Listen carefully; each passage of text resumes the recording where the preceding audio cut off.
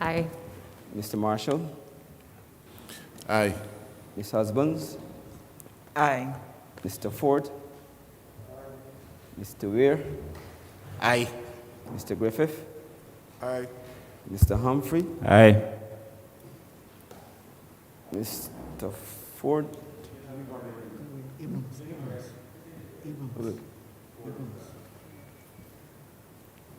Mr. Goodenajo, Aye. Mr. Abrams, Aye. Ms. McConney, Mr. Ishmael, Aye. Dr. Springer, Aye. Mr. Lane, Aye. Mr. Prescott, Ms. Ford, Aye. Mr. Phillips, Aye. Mr. Phillips, Aye. Mr. Gibbs. Aye. Mr. Speaker, online we have Mr. Sutherland,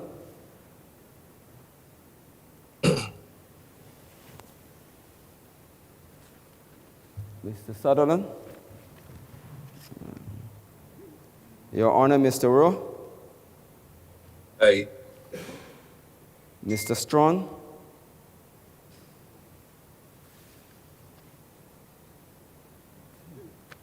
Dr. Brown, Aye. Ms. Moore, Aye.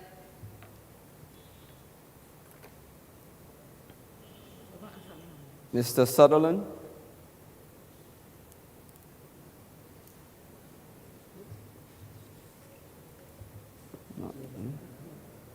Mr. Strawn, Aye.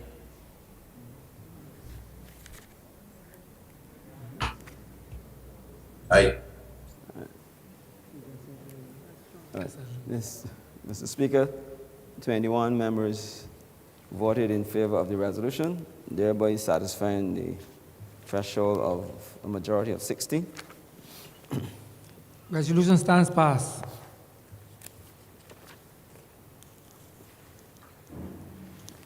Order number 2, sir. In the name of the Honourable Leader of the House, to move the passing of a resolution that the establishment of the standing committees be referred to the Standing Orders Committee. Honorable Leader, Government Business.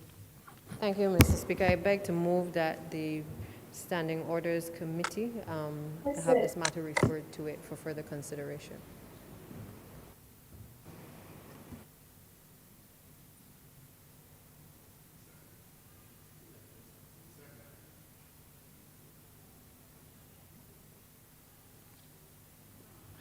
Question is that the standing, that the establishment be referred to the Standing Order Committee. All of our members in favor, please say aye. Those against, please say no. Me think the ayes have it.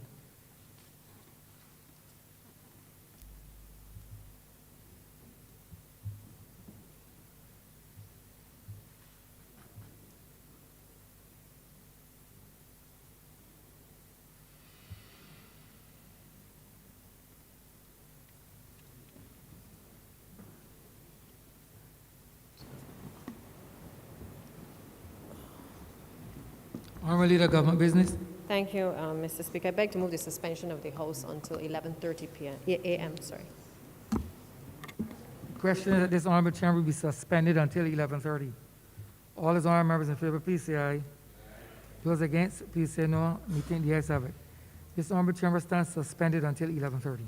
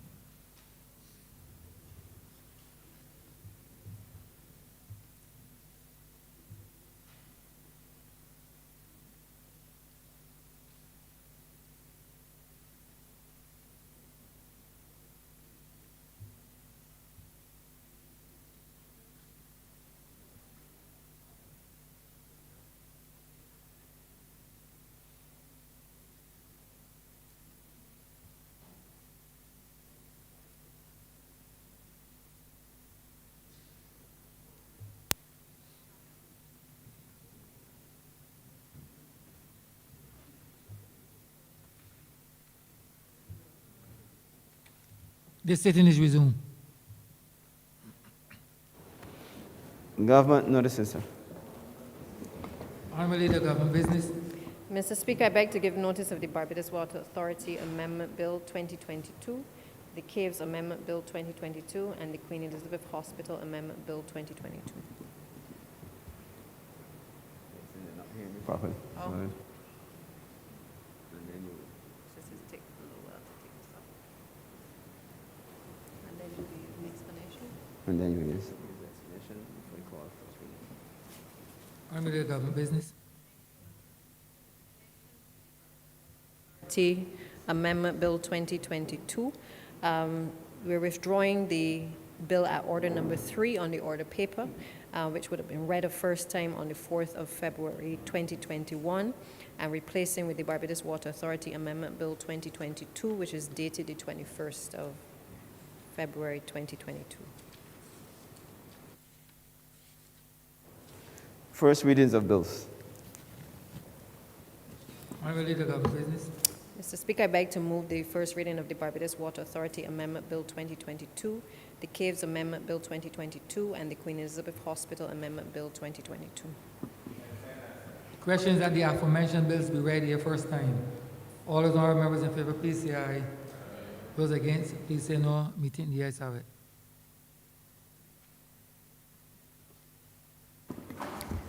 Mr. Speaker, with that, we've come to the end of today's sitting. I therefore beg to move the adjournment of the House until the 26th of April at 10 a.m. Questions that this honorable chairman be adjourned until Tuesday, the 26th day of April at 10 a.m. in the forenoon.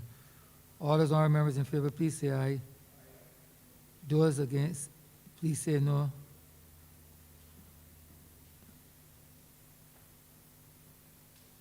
Meeting the ayes have it.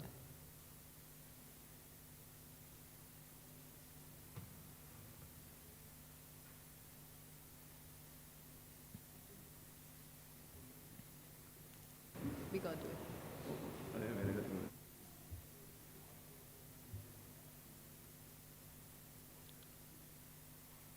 You're not quite finished yet.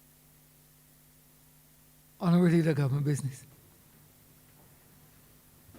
Thank you, Mr. Speaker. We are going to move that the House not be adjourned as yet. We're actually going to do the QEH Hospital Bill 2022 and then suspend. This bill has been read the first time, Honorable Leader, Government Business. This bill has been read the first time.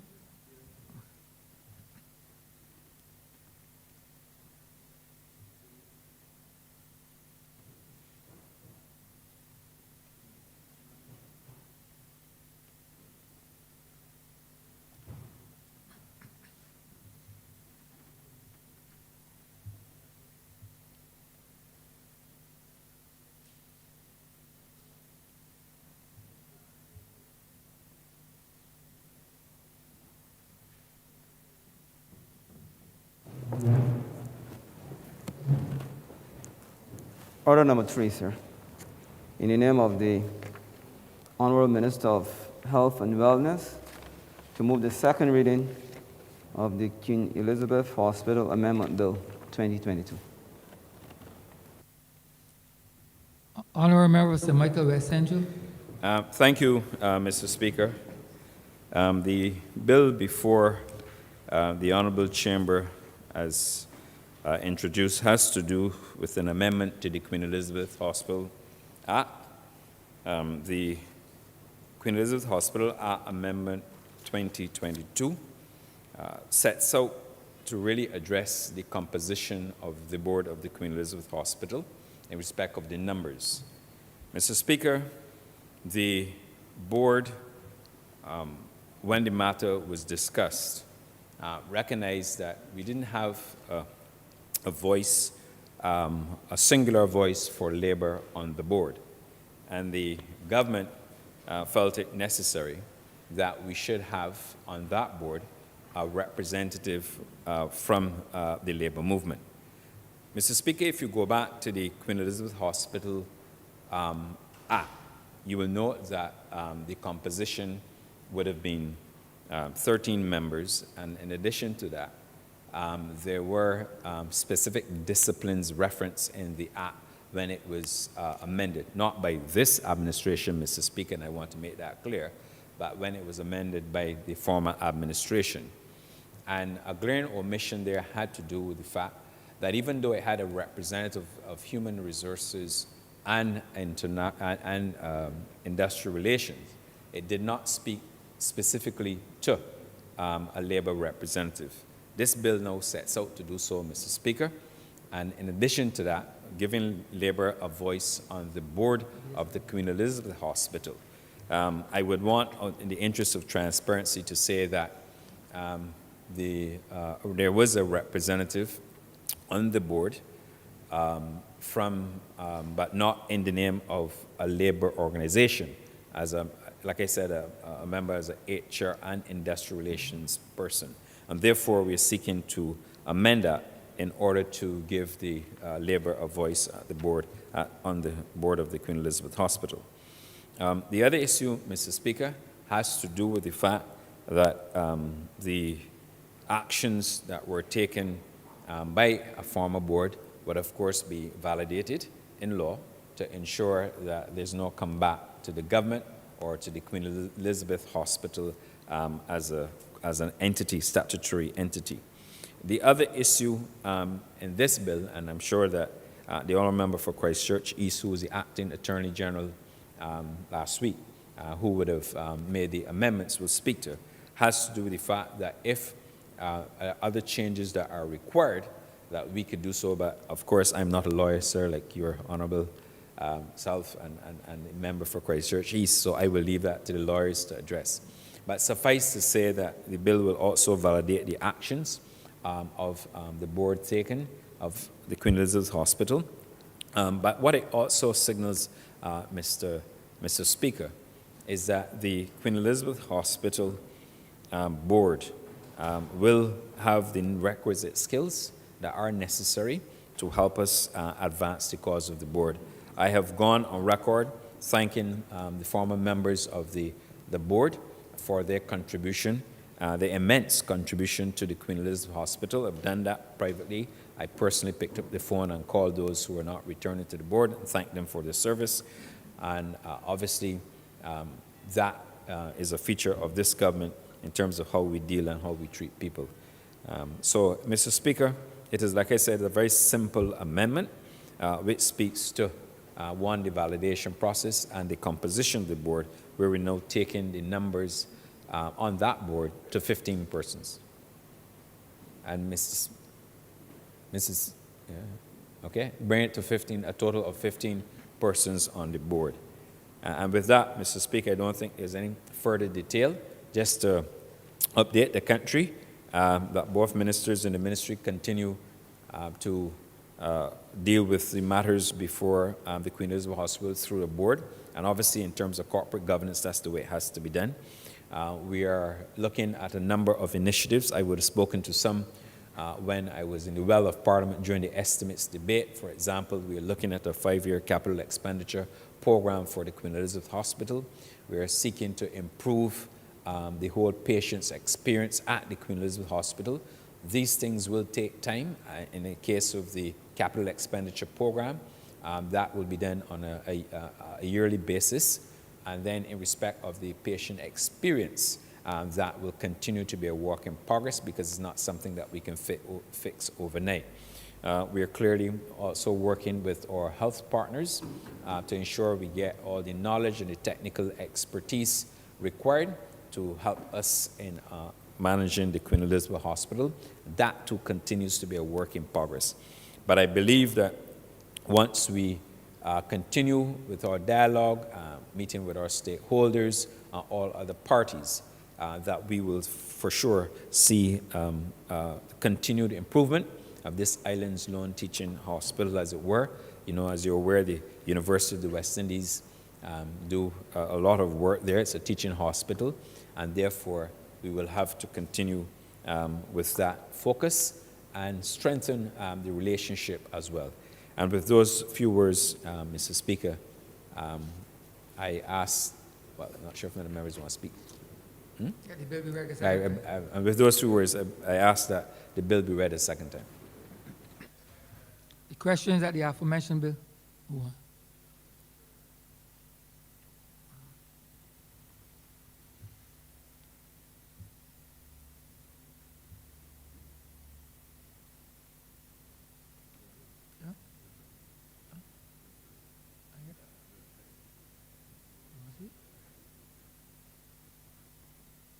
All member for Christchurch East. Just briefly, sir. I speak in support of the bill, sir. Sometimes people ask, why do we do the things that we do? When we do have a law review commission, sir, but when we come across anomalies or things that no longer make sense in particular circumstances, then it is our duty as parliamentarians and a parliament to make the process and procedure easier and more practical to effect changes that benefit people. Case in point, sir, in a number of acts of parliament, the appointment to boards of directors is subject to negative resolution and order by the minister. The minister would sign an order, it effectively becomes law unless somebody within a certain period of time, a parliamentarian within a certain period of time opposes it. So you say this is appropriate and you make the changes, usually to a schedule. In this case, there's the QEH Act. The schedule is what sets out the composition of the board. So at one time it was 13 members, we're now going to 15.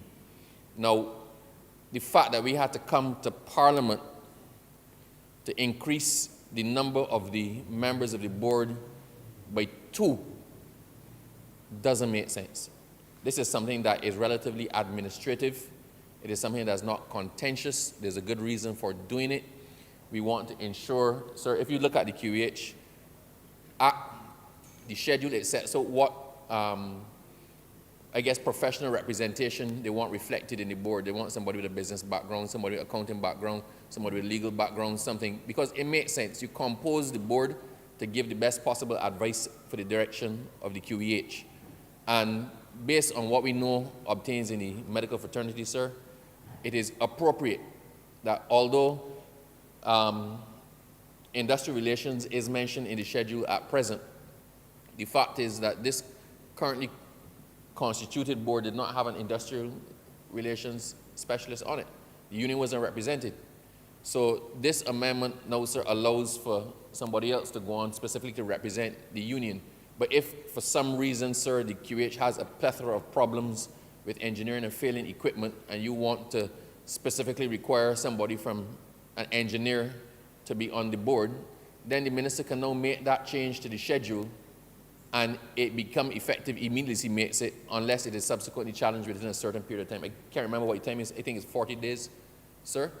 But for administrative things like this, especially where in a lot of the other legislation, the composition of the board is left to order. We have the anomaly with the evolving legislation and the QEH legislation, which still requires us to come to Parliament. Had this been under some other piece of legislation, sir, this change would have been effected and smooth, seamlessly transitioned.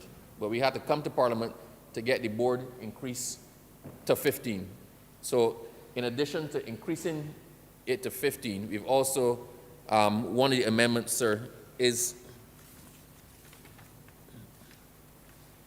that the minister may by order amend the schedules, right? And an order made under subsection 1 is subject to negative resolution. So going forward, sir, in relation to the schedules, which are not necessarily legally binding, but more administrative in effect, that allow you to put the structures in place that the law can be followed or that the organization can run, those administrative type things, sir, can now be done by order of the minister as opposed to coming to Parliament.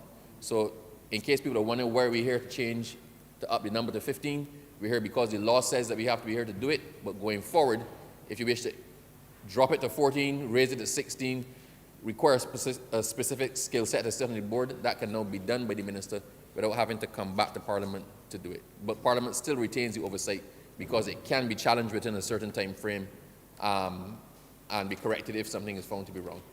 So that is just, I believe, sir, that sometimes we just need to explain to people why it is we are doing certain things so they understand often why we come here and why certain actions are taken. So that is the reason why we're here today, to up the number to 15 and to give the minister the authority going forward to amend the schedules by order. And having said that, sir, I rose to support support the bill, sir, and I do so formally. Thank you.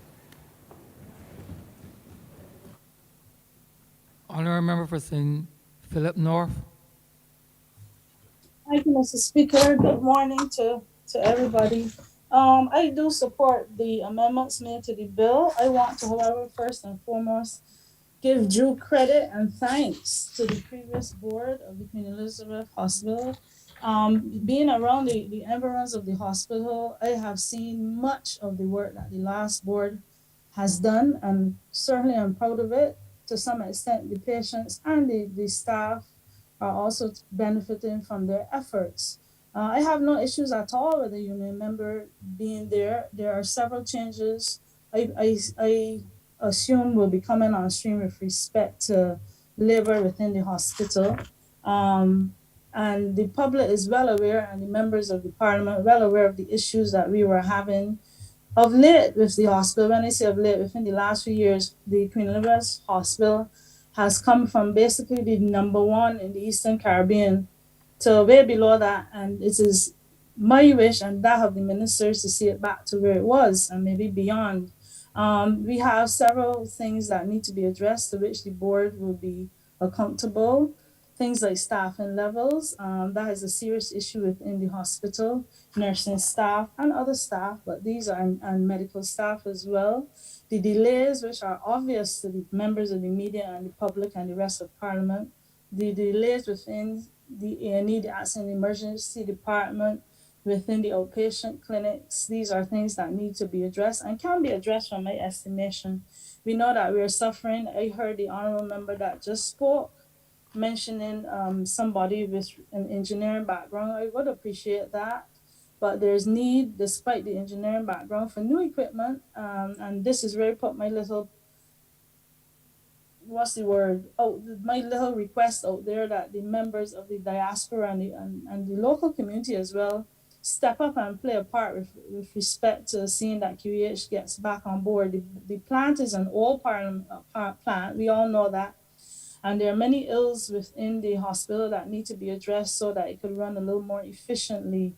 I heard what the last member said, but I want to state it here, as I did previously with respect to another board, that I will allow, and the minister, I'm sure, the board to do what boards do in terms of the running the institution. They will spearhead the efforts, of course, under our guidance. And we are normally the the minister anyway, that would take it to cabinet. So with that short intervention, I just want to say thank you to the previous board, and I look forward to welcoming the present board to see efforts being expedited to get QEH back to the institution we know and love. Thank you. Honourable Member for St. George North. Thank you, Mr. Speaker. Thank you, Mr. Speaker. I too would want to support the bill before us. Actually, my intervention comes at a time when I'm dealing with many of the issues, or a number of the issues, which tangentially the honorable member who spoke before me made reference to, where a number of issues have been addressed and have been addressed very competently by the previous board, which had a labor representative on it, though not one identified as one of the categories or disciplines specifically outlined to be part of the board. I am pleased now that we have made this adjustment, and I want to proffer too that there are other boards that may benefit from the kind of thinking that has gone into the amendment that is before us for the discipline of industrial relations to be included specifically at the board level. It does not mean that all industrial relations issues will be managed without there being cause for industrial action, for instance, or it does not mean that in every instance it will bring agreement. But what it allows for is for the specific advice and the specific experience to come into play to direct decisions of the board. We certainly welcomed it 3 years ago, 4 years ago, when it was introduced at the Barbados Sporting. And we have seen how, in many respects, that addition to the board there has linked to a number of decisions being able to be implemented a lot more smoothly because of the benefit of the advice on the ground. This morning, just before making this intervention, there are a number of issues, IR issues, that have been brought to my attention wearing another hat. And I'm sure that if we have the active participation at the board level to address IR issues, things like health and safety issues that impact workers in a health facility can certainly be avoided.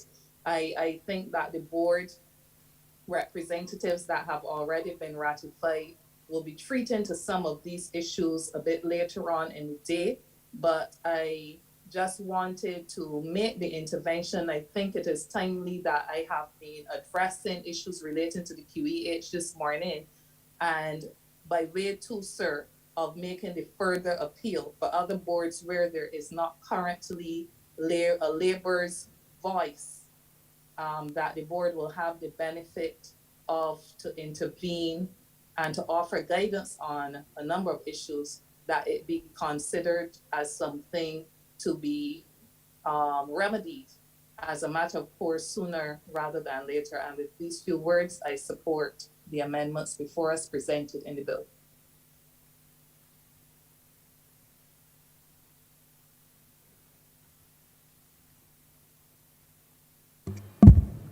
Honourable Representative Michael Self. Thank you, Mr. Speaker. I wasn't going to speak on this, but the honourable person before me made reference to the amendment that we made at the Bridgetown Port to do something very similar. And I just felt it necessary for me to communicate why that was done and to locate it within the same parameters and context as the honourable member who's championing this particular amendment. Sir, when we took over the port, you would appreciate that the port is a very highly unionized environment. And there was no specific person on the port to represent Labour. I recall, sir, the conversation I had with the Prime Minister when I asked her if I were able to do so, and her response was, "What do you think, Minister?" And I said, yes, and she said, well, it is best because by having a representative of Labour on these committees and boards, that we get to circumvent a lot of these challenges that may arise. And I would like to say to the public, sir, that having placed a representative of the Labour movement on the Bridgetown Ports board, it has actually turned out to be one of the better moves that I think we made. Because not only did we find ourselves in a position where we could resolve a lot of challenges before they became real problems, but we had the input, the insight, and the experience and the wisdom, really, and guidance of the persons in the industry to be able to help us as we manage the port.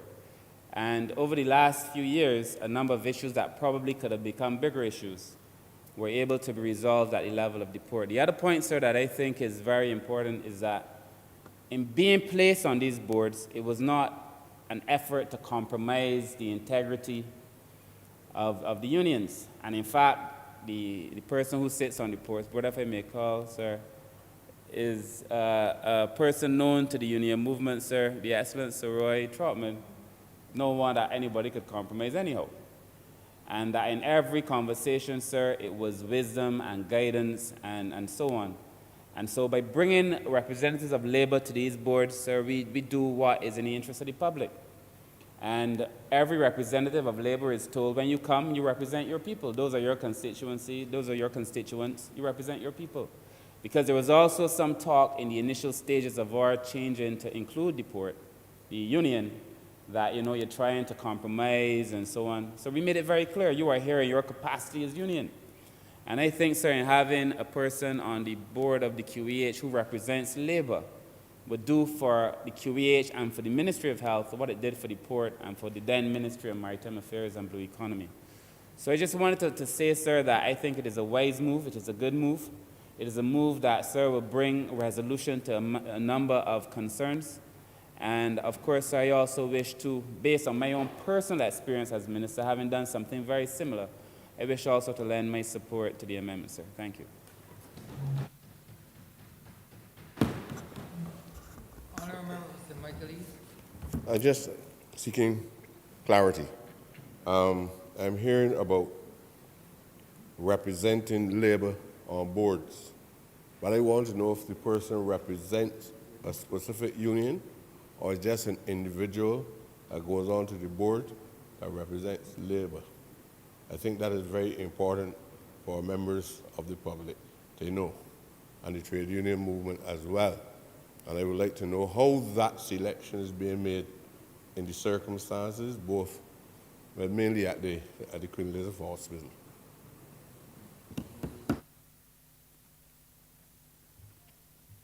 Honourable Member for St. Michael West Central.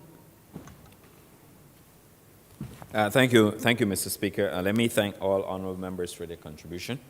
In respect of the last question, raised by the honourable member for St. Michael East, in this case, it has to do with a representative of C2SAP that we have reached out to C2SAP in respect of that nominee. So just to answer your concern.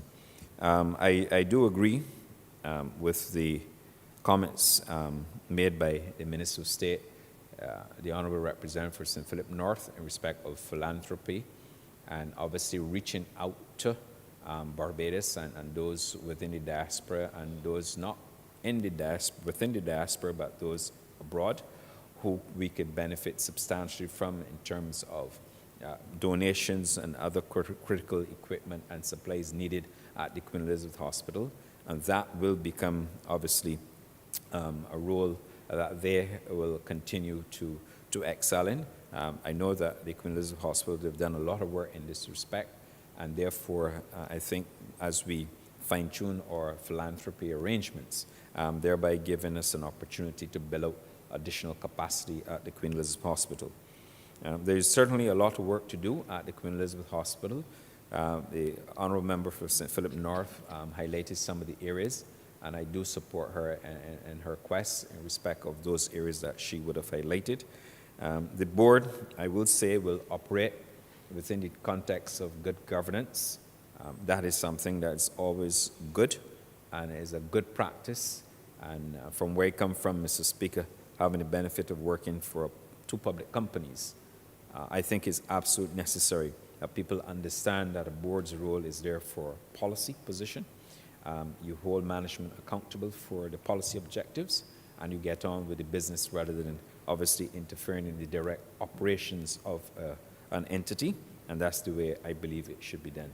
I also want to say to the General Secretary of the Barbados Workers Union, the Honourable Member for St. George North, that we will continue, and as it relates to matters of industrial relations in terms of the hospital managing those, that is a function that is reserved for the management.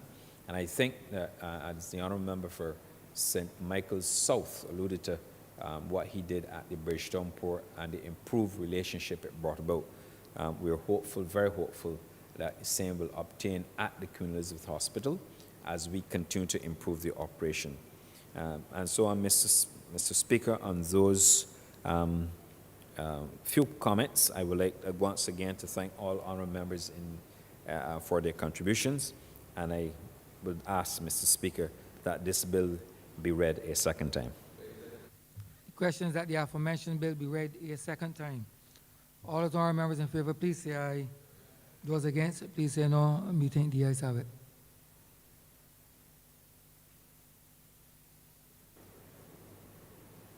Mr. Speaker, I beg that you do not leave the chair, and the House resolves itself into committee for the further consideration of this bill. By the second, sir. The question is that the Speaker do not leave the chair and the House resolve itself into committee for further consideration of this bill. All those honorable members in favor, please say aye. Those against, please say no. We think the ayes have it.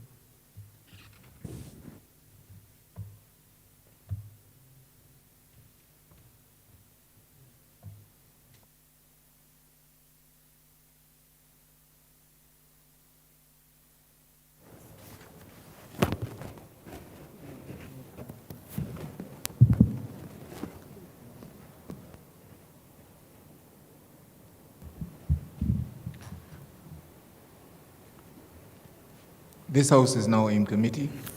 Mr. Chairman, Clause 1. Mr. Chairman, I beg that Clause 1 stand part.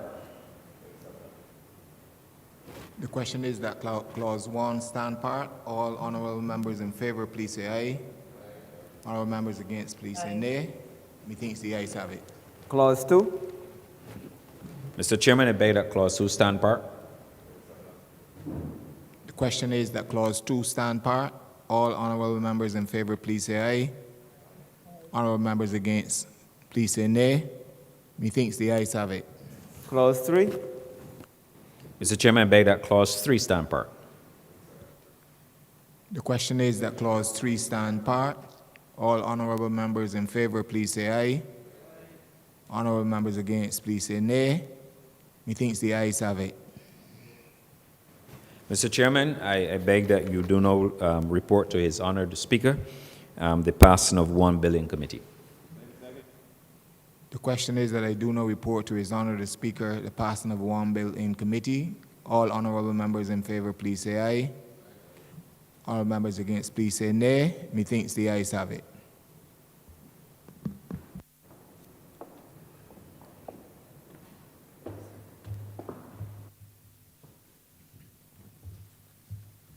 The chairman of committees is reporting the passing of one bill in committee. Mr. Speaker, I beg that the bill be read a third time. Question is that the aforementioned bill be read a third time. All those honorable members in favor, please say aye. Those against, please say no. We think the ayes have it.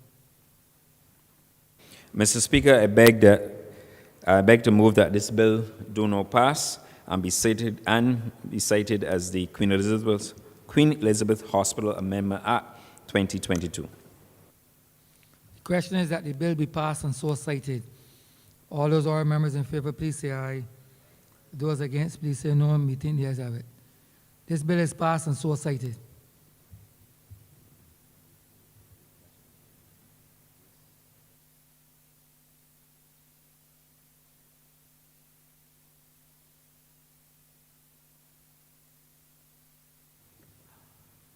I wish to alert the members of the Standing Order Committee that the Standing Orders Committee shall meet on Friday at 10 a.m. So I just want to put all members of the Standing Orders Committee to be on alert that there shall be a meeting this Friday. Honorable Leader of Government Business. Thank you, Mr. Speaker. With that, now we have finally come to the end of today's sit-in. I therefore beg to move that the House be adjourned until Tuesday, the 26th of April at 10 a.m. The question is that this Honorable Chamber stands adjourned until Tuesday, the 26th day of April at 10 a.m. in the forenoon. All those honorable members in favor, please say aye. Those against, please say no. We think the ayes have it. This Honorable Chamber stands adjourned until Tuesday, the 26th day of April at 10 a.m. in the forenoon.